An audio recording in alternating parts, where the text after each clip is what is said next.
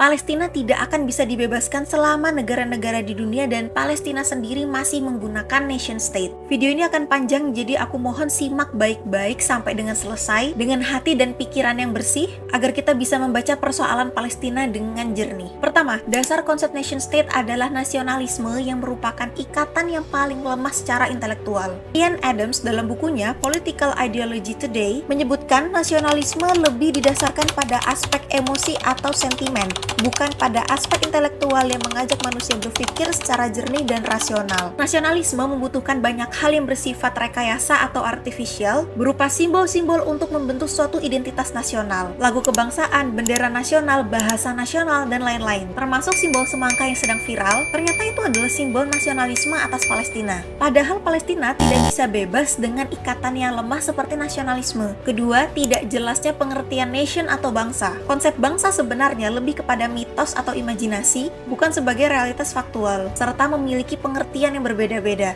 Contohnya, orang Malaysia dan Indonesia sama-sama etnis Melayu, tetapi terpecah menjadi dua negara bangsa. Atau misalnya Swiss yang merupakan satu negara bangsa tetapi memiliki 4 bahasa resmi, yaitu Perancis, Jerman, Italia, dan Romawi. Sedangkan di Timur Tengah, bahasanya hanya satu, yaitu bahasa Arab, tetapi justru terpecah belah menjadi banyak negara. Look, tidak ada definisi yang jelas tentang bangsa. 3. Nasionalisme adalah ide kosong yang tidak berbicara apa-apa tentang bagaimana cara mengatur masyarakat. Ditinjau dari berbagai pengalaman waktu dan tempat, nasionalisme ternyata bisa dikawinkan dengan berbagai macam ide, seperti liberalisme, sosialisme, bahkan Marxisme. Perkawinan ini terjadi karena substansi ide nasionalisme memang tidak memiliki tata cara mengatur masyarakat. Sampai sini kita bisa melihat bahwa pembebasan Palestina menjadi negara yang berdikari sendiri atas dasar nation state tidak akan pernah tercapai, karena landasan dari nation state adalah nasionalisme yang merupakan ikatan yang paling lemah. Berarti kita butuh ikatan yang bisa menembus batas geografis, etnis, bahasa, bahkan agama.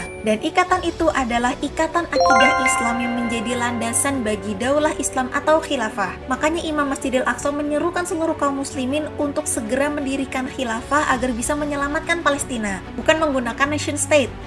Inna nastansirukum linusratil Islam wa iqamatil khilafah wa tahriri baitil maqdis fa in labbaytum nidaa Allahi wa rasulih wa nidaa al-mu'minina fuztum fawzan 'azima.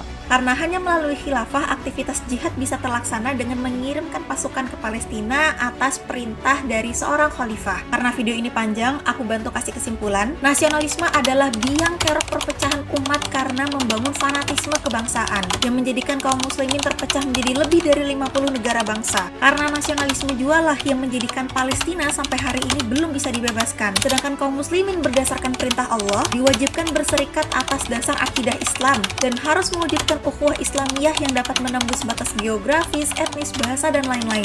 Sehingga kebutuhan mendesak kita saat ini adalah mewujudkan persatuan umat Islam di bawah satu komando seorang khalifah untuk bisa mengusir kaum Zionis beserta para pelindungnya, yaitu Amerika Serikat dan negara-negara barat lainnya melalui jihad fisabilillah. Keberadaan khalifah hanya bisa terwujud apabila daulah Islam atau khilafah tegak. Lebih daripada itu, khilafah akan menyelamatkan negeri-negeri kaum muslimin yang lain yang masih terjajah oleh kekufuran. Kalau video ini rame, aku bakal lanjutin pembahasannya tentang perbedaan nation state dan khilafah beserta keunggulannya. Ayo sebarkan dan ramaikan, semoga ini menjadi wasilah terwujudnya persatuan umat.